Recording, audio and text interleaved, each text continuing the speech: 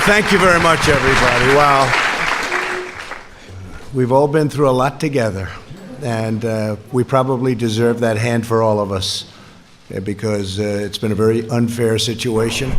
I invited some of our very good friends, and we have limited room, but everybody wanted to come. We kept it down to a minimum, and believe it or not, this is a minimum.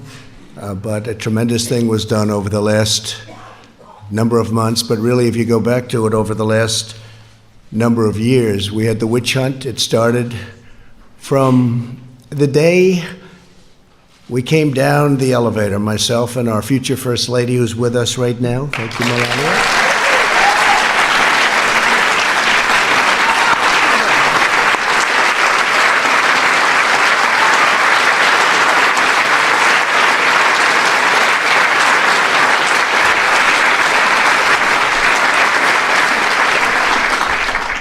And it never really stopped. We've been going through this now for over 3 years.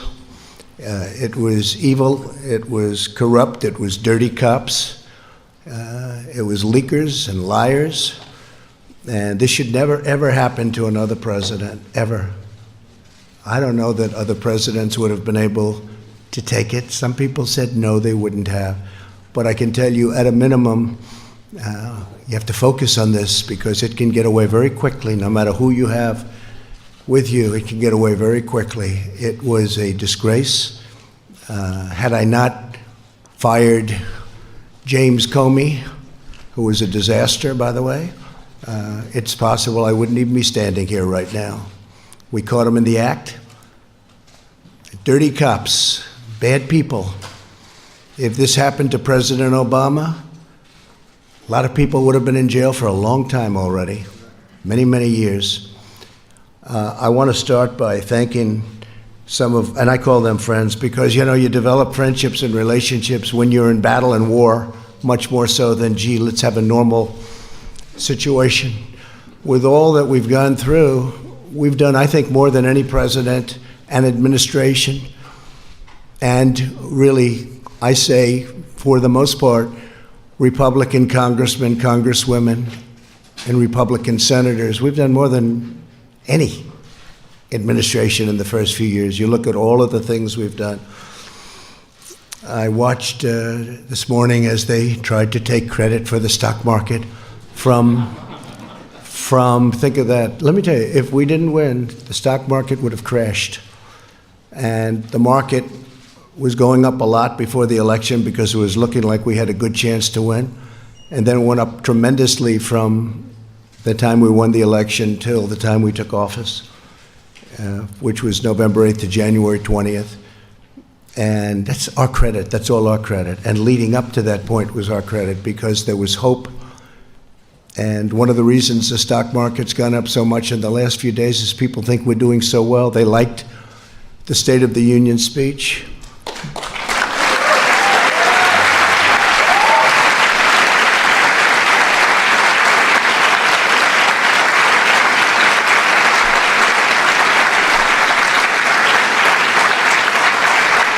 It really is. It's a true honor to give it. Making the State of the Union speech, I was with some people that have been around. They've been all over the world. And one of them said, highly sophisticated person said, no matter where you go in the world, it doesn't make any difference. There is nothing like what I witnessed tonight. The beauty, the majesty of the chamber, the power of the United States, the power of the people in this room. Really an amazing, even I don't think there is anything like that anywhere in the world. You can go to any other country, you can go to any other location, any other place. It's the beauty of everything. It's what it represents and how it represents our country. I want to start by introducing some of the people that are here. I know some are going to be left out, but they work so hard. And this is really not a news conference. It's not a speech. It's not anything. It's just we're sort of, it's a celebration because we have something that just worked out. I mean, it worked out. We went through hell unfairly, did nothing wrong. Did nothing wrong. I've done things wrong in my life, I will admit. Not purposely, but I've done things wrong. but this is what the end result is.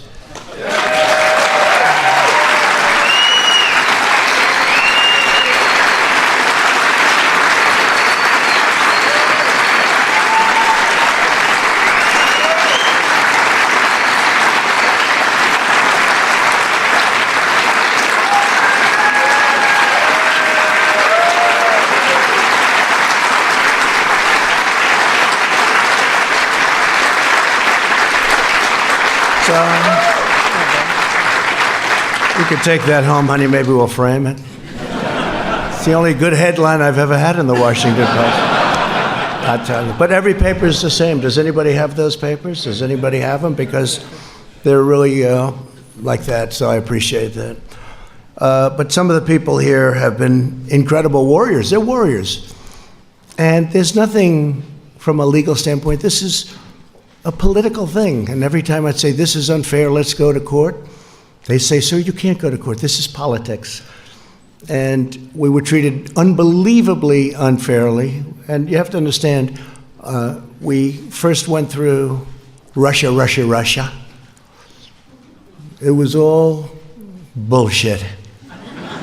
We then went through the Mueller report. And they should have come back one day later. They didn't. They came back 2 years later, after lives were ruined, after people went bankrupt, after people lost all their money. People came to Washington to help other people. Bright-eyed and bushy-tailed, they say. They came, 1 or 2 or 3 people in particular, but many people. We had a rough campaign. It was nasty. It was one of the nastiest, they say. They say Andrew Jackson was always the nastiest campaign. They actually said we topped it. It was a nasty both in the primaries and in the election. But you see, we thought after the election it would stop, but it didn't stop. It just started. And tremendous corruption. So we had a campaign. Little did we know we were running against some very, very bad and evil people with fake dossiers, with all of these horrible, dirty cops that took these dossiers and did bad things. They knew all about it. The FISA courts should be ashamed of themselves. It's a very tough thing. And then we ended up winning on Russia. It should have taken the one day, as I said, and it took years. Then Bob Mueller testified. That didn't work out so well for the other side. But they should have said that first week, because it came out. Is that right, Jim Jordan? They knew in the first 2 days, actually. Devin, is that right? 2 days, they knew that we were totally innocent. But they kept it going, Mark. They kept it going forever. Because they wanted to inflict political pain on somebody that had just won an election that to a lot of people was surprised. I mean, we had polls that said we were going to win. We had Los Angeles Times, and a few papers actually said we were going to win, but it was going to be close. And we did win. It was one of the greatest wins of all time. And they said, okay, he won. And I wrote this down because that was where a thing called the insurance policy, to me, when I saw the insurance policy, and that was done long before the election. That was done when they thought that Hillary Clinton was going to win. And by the way, Hillary Clinton and the DNC paid for millions of dollars, the fake dossier. And now Christopher Steele admits that it's a fake because he got sued by rich people. I should have sued him too, but when you're president, people don't like suing. I want to thank my legal team, by the way, not for that advice, but for other advice. Pat, Jay, Pat, you guys stand up, please. Great job.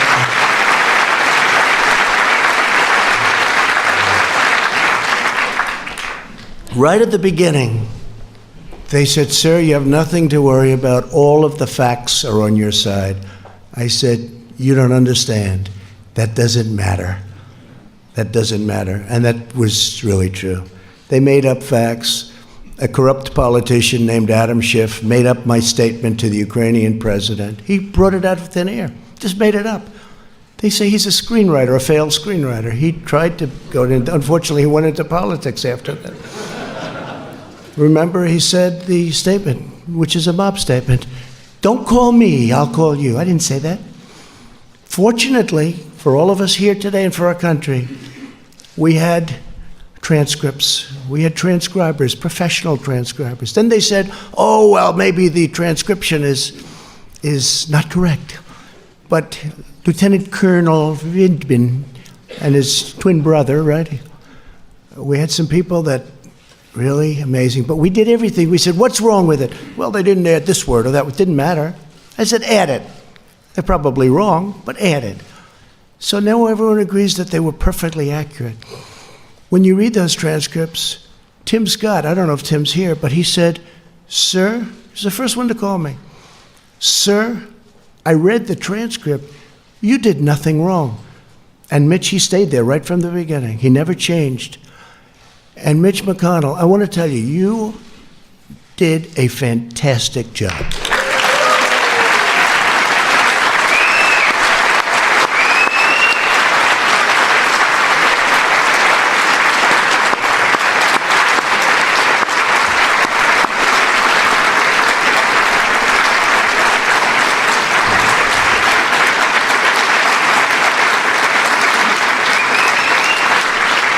Somebody said, you know, Mitch is quiet. And I said, he's not quiet. He's not quiet. He doesn't want people to know him. And they said, is Mitch smart? I said, well, let's put it this way. For many, many years, a lot of very smart, bad in many cases, sometimes good, but people have been trying to take his place. And to the best of my knowledge, I've never even heard the subject come up because they've been wiped out so fast. This guy is great, and I appreciate it, Mitch. And he's also given us 191 now. 191 federal judges, 2 Supreme Court judges, right? We're up to 191. Yeah. Great guy. Great guy. He's a tough guy to read. I'm good at reading people. Tough guy to read, I'd call him. My wife would say, how'd you do with Mitch? I don't know. That's what makes him good, when you can read somebody. Fantastic job. And he understood right from this was crooked politics. This was crooked politics. How about all these people? They're running for office. They're saying the worst things about me, like 8 senators on the Democrat side. Most of them got wiped out. You know, they got their 1% or less. Most of them got less. They decided to go home. Let's go back to California. Let's go back to wherever they came from. Let's go back to New York. How about that one? Our New York Senator, Gillibrand. Let's go back to New York after they get nothing. And then they take an oath that they will be fair, that they will be reasonable, you know, all of the different things, and they had a sign. They're not fair, but here's the beauty. So we have 4 left. They're saying the most horrendous things about me. It's okay, it's politics. And then they're supposed to vote on me. They're trying to replace me, and then they're supposed to be voting. So I think it's incredible. But so Mitch, I want to thank you very much, incredible. And you have some of your folks here. And they're incredible people, and they've been right from the beginning. And again, you're out of session. Unfortunately, I only told these folks, let's do this today. We did a prayer breakfast this morning, and I thought that was really good. In fact, that was so good it might wipe this out. But by the time we finish, this will wipe that one out, those statements. I had Nancy Pelosi sitting 4 seats away, and I'm saying things that a lot of people wouldn't have said, but I meant every word of it. But we have some of the folks that are going to be leaving right after this, and they work hard, and they did work hard. Bill Cassidy, Senator. Stand up, Bill. What a guy. Great man. When I need to know about health insurance and pre-existing conditions and individual mandates, I call Bill or I call Barrasso. We get those two guys, they know more than anybody. A man who just became a senator. He's a little bit like me. We have a couple of them. Very successful guy in business, and he said, what the hell? I'll run for the Senate from Indiana. And he ran, and I saw him on television destroying his opponent in a debate. I said, you know, this guy could win, and I got behind him. And Mike Braun, you have done some great job. Thank you very much. Tough. Tough. Thank you. A man who got James Comey to choke, and he was just talking in his regular voice. He's the roughest man. He's actually unbelievable, and I appreciate the letter you sent me today. I just got it. But he's got this voice that scares people. You know, people from Iowa can be very tough. We're doing very well in Iowa, but I'll tell you, Chuck Grassley, he's looking at Comey. Well, you tell me, what did you say? Now, he wasn't being rough. That was just the way he talked. And that was when Comey, I think that was when Comey announced that he was leaking, lying, and everything else, right? He choked because he never heard anybody talk like that. You know, you should have gone, I wish you got angry. You could have gotten the whole ball game. He would have said, I give up. Chuck Grassley is an incredible guy.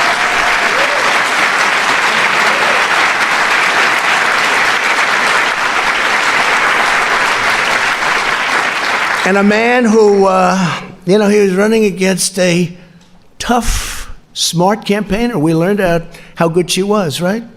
She was a great campaigner. In fact, by the end of the campaign, she was actually, I thought she was more for me than you were, Josh. I was worried. I saw her ads. She was saying the greatest things about me. And you know who I'm talking about? And I went to a great place, Missouri, and I said, who do you have to beat her? And they said, well, we have 4 people. I said, let me see them. I got to interview people. Can you imagine? I'm interviewing people for the United States Senate. This is what I do. Where have I gone? But I love it. I love it because we're getting great people.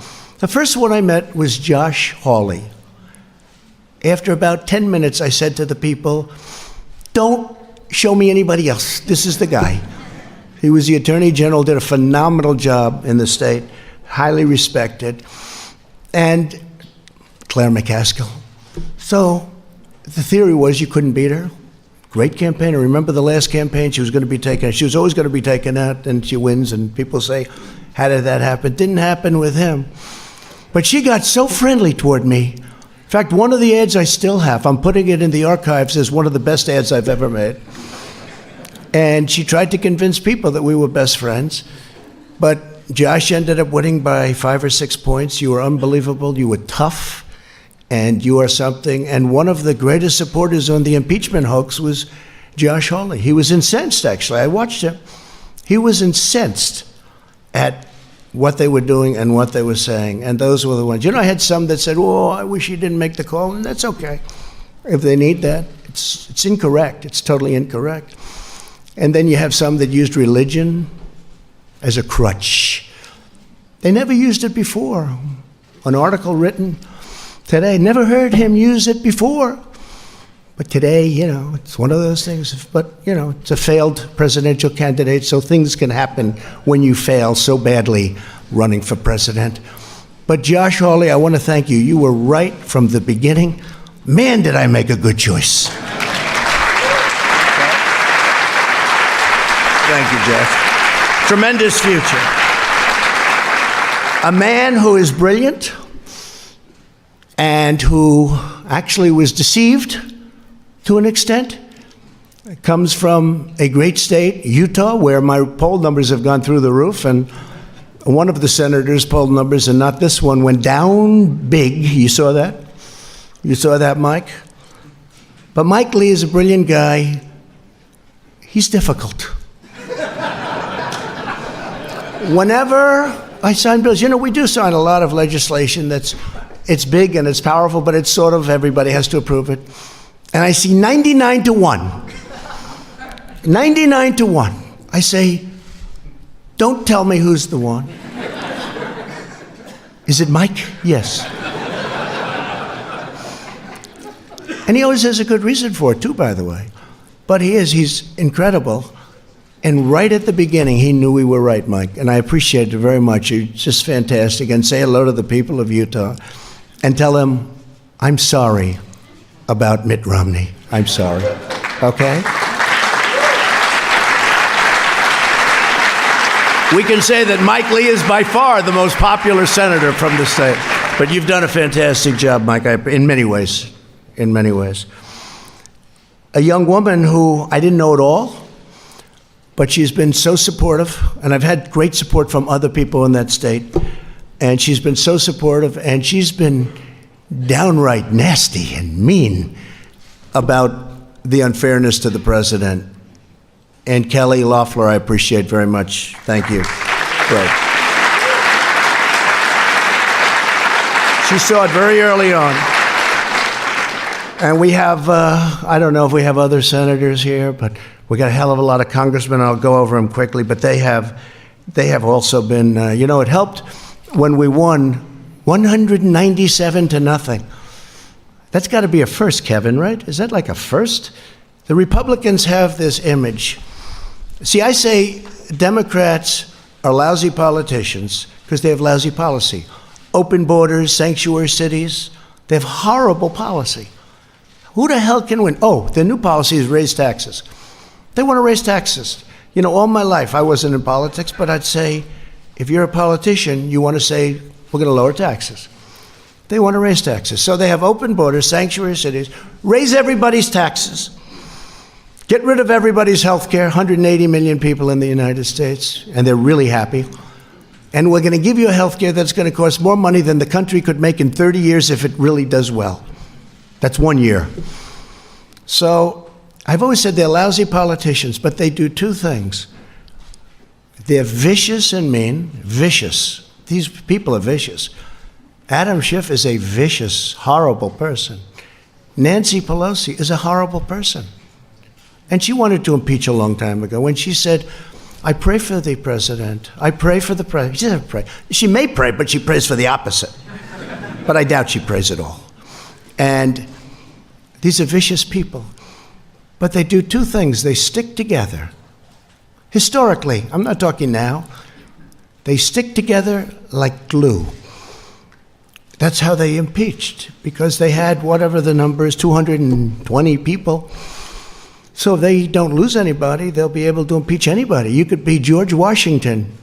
You could have just won the war, and they say, let's get him out of office. And they stuck together, and they're vicious as hell. And they'll probably come back for more, but maybe not, because the Republican Party's poll numbers, Mitch, have now gone up more than any time, I think, since 2004, 2005. And you know what happened then? But in normal times, decades, you would call it. That was a little unusual time. It was for a very short period. The Republicans Party's poll numbers and Donald Trump's poll numbers are the highest I've ever had there. So maybe they won't. It's no way to get your poll numbers up. It's not worth it. Because from my family standpoint, it's been very unfair for my family. It's been very unfair to the country. Think of it. A phone call. A very good phone call. I know bad phone calls. This is a phone call where many people, I think Mike Pompeo was probably on the call. Where's Mike? Mike Pompeo was on the call. Many people were on the call. I know that many people. They even have apprenti, bringing up an old favorite word of mine, the apprentice. They have apprenti. They have people on these calls.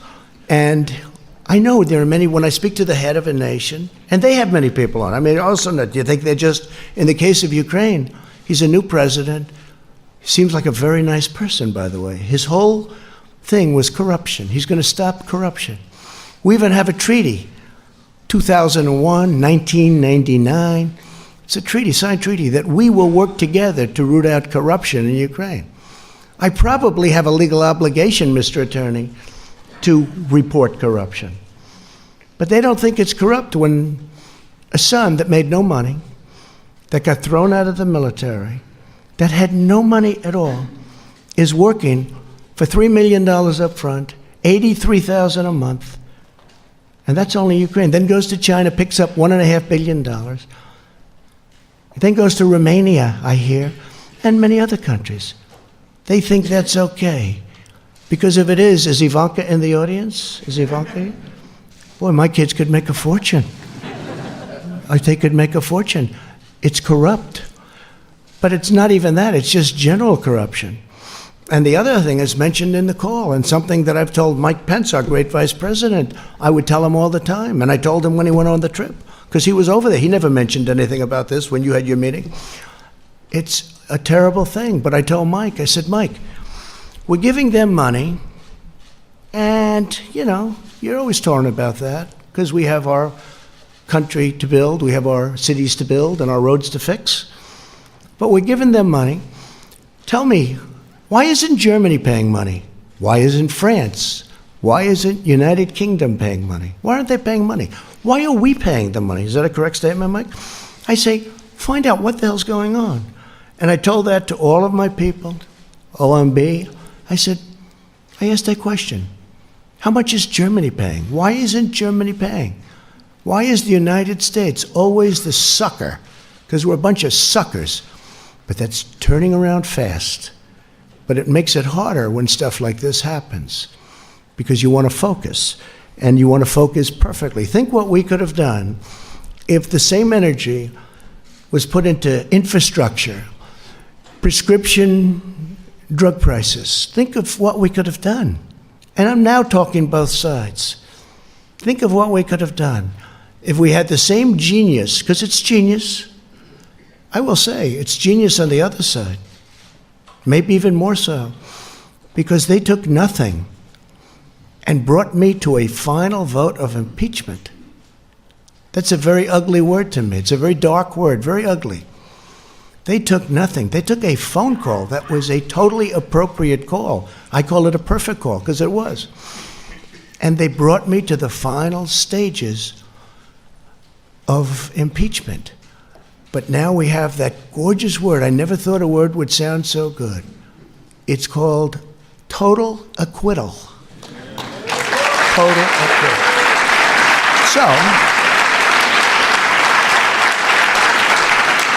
So I want to, if I could real fast, just introduce a few of the people. I have to start with Kevin. Man, did you do a job.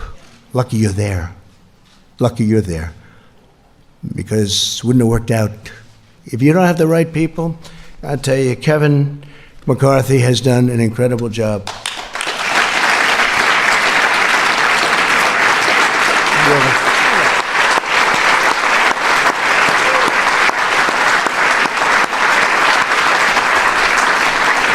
And he loves his job, and he loves his country. Tell you what, Mitch and Kevin, they love what they do. Now, Mitch wouldn't even tell you he liked it. Say, Mitch, do you like it? I don't know. He's the greatest poker player, right? Kevin will say, I love it, right? And I will say that you're going to be Speaker of the House because of this impeachment hoax. I really believe it. I really believe it. And I'm going to work hard on it. I'm going to try and get out to those Trump areas that we won by a lot. And in 18, we didn't win. We just won 2 seats in North Carolina, 2 wonderful seats in North Carolina that were not supposed to be won. But I went and I made speeches, and we had rallies, and we did a great job, and we won. We took 2 seats. Nobody writes about that. If we lost them, it would have been the biggest story of the year. But we're going to go. We're going to do a job, and we're going to win a lot of seats. We're going to win a lot of seats. People are very angry that Nancy Pelosi and all of these guys, Nadler, I know him much of my life. He's fought me in New York for 25 years. I always beat him. And I had to beat him another time. And I'll probably have to beat him again. Because if they find that I happen to walk across the street and maybe go against the light or something, let's impeach him. So we'll probably have to do it again, because these people have gone stone cold crazy. But I've beaten them all my life, and I'll beat them again if I have to. But what they're doing is very unfair, very unfair. So Kevin McCarthy has been great. So, a few names, right? And there'll be a few you forget. If you want, you can raise, and I'll say, great, love to have you, wonderful. But we're going to do the best we can. And I have my cabinet, but my cabinet's different. I appoint them, okay? I didn't see all of them helping so much. You know, they were running their various bureaucracies, right? Now, my cabinet's great, and they're all here. But today is the day to celebrate these great warriors, right? These are great warriors. They really fought hard for us. And so I'll start Kelly Armstrong, North Dakota. Kelly, thank you. Great job. Great job. Jim Banks of Indiana. Jim, thank you. Great job. Andy Biggs. Where's Andy? Boy, oh boy, Andy. There's a guy. He's tough. I hear we're doing well in Arizona, huh? It's going good, yeah? I think so. I think I saw a poll that was very good. For me, I think we have to make sure Martha's going to do, I think Martha's going to do good. But we have some states that are going to be not easy. But Arizona's been great. And we're stopping illegal aliens from coming in. We're putting up walls. New Mexico, too, a state that's never been in play for Republicans, is totally in play, right? Nevada's really looking good. We're doing well. We're doing well. We're going to have a great... There's more spirit. I will say this. There's more spirit now for the Republican Party, by far, than the Democrats. You know, Mike Pence just got back from a place, a beautiful place that Chuck Grassley knows well, Iowa. And he was talking about this fiasco, the Democrats. They can't count some simple votes, and yet they want to take over your healthcare system. Think of that. No, think of that. But we also had an election out there, and we got 98% of the vote. We have two people running, you know, and I guess they consider them non-people, but they are running. I mean, one was a governor, one was a congressman. They're running. We got 98% of the vote. And everybody from the media was saying, who are those crowds over there? You know, they expect it to be one of these competitive where everybody's running because they want to win, And it was Trump, right, Mark Meadows? It was Trump. This was a Trump crowd. And a lot of my guys went there. They went to Iowa, and a lot of friends went there, and we had tremendous, they say the spirit for the Republican Party right now is stronger, I think, than it's ever been in the history of our country. I think it's stronger than it's ever been. And that includes honest Abe Lincoln. You know, a lot of people forget Abe Lincoln. I wish he were here. I'd give him one hell of an introduction. But he was a Republican. Abe Lincoln, honest Abe. Bradley Byrne, Alabama. What a great place. Thank you, Bradley. A man who has been an unbelievable friend of mine and spokesman, and somebody that I really like. And I know, Kelly, you're going to end up liking him a lot. Something's going to happen that's going to be very good. I don't know. I haven't figured it out yet. But Doug Collins, where is he? Where is Doug? You have been so great. Thank you very much, Doug. Thank you very much. Yeah, thank you. Really amazing job. A young man who is born with a great gene, because I know his father and how great a politician he was, but he's from Florida. Sometimes controversial, but actually he's not controversial. He's solid as a rock, and he's a friend of mine, Matt Gaetz. Matt? Thank you, Matt. Thank you. Great job. All right, this guy.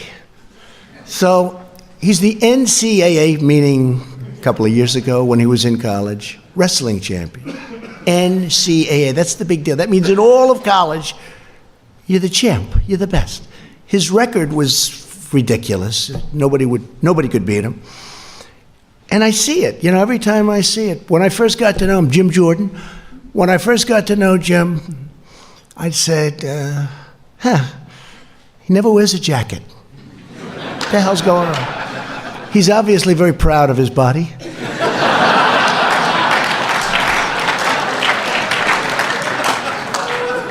And they say where he works out, you know, with the congressmen, senators, they work out, they say when Jim works out, even though he's not as young as he was, but he works out, the machine starts burning down. You know, it's just a different form of a workout than us, right, Sonny? And there he is. Look at that guy. But one day I'm looking, and he looks tough, and I'm looking at those ears. And I say, those ears have something going on there. I said, did you ever wrestle? Yeah, I did. But he doesn't talk. But I checked. This guy was a champion, top wrestler.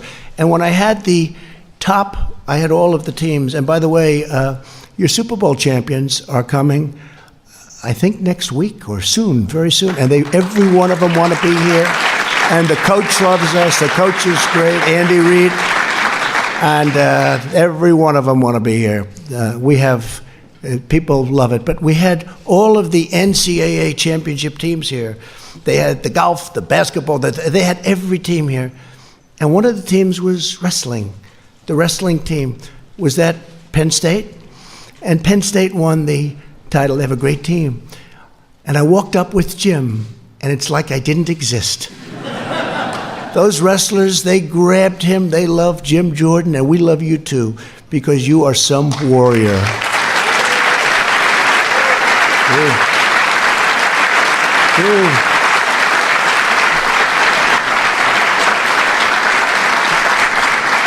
A woman who became a star. We have a couple of women that became stars, you two.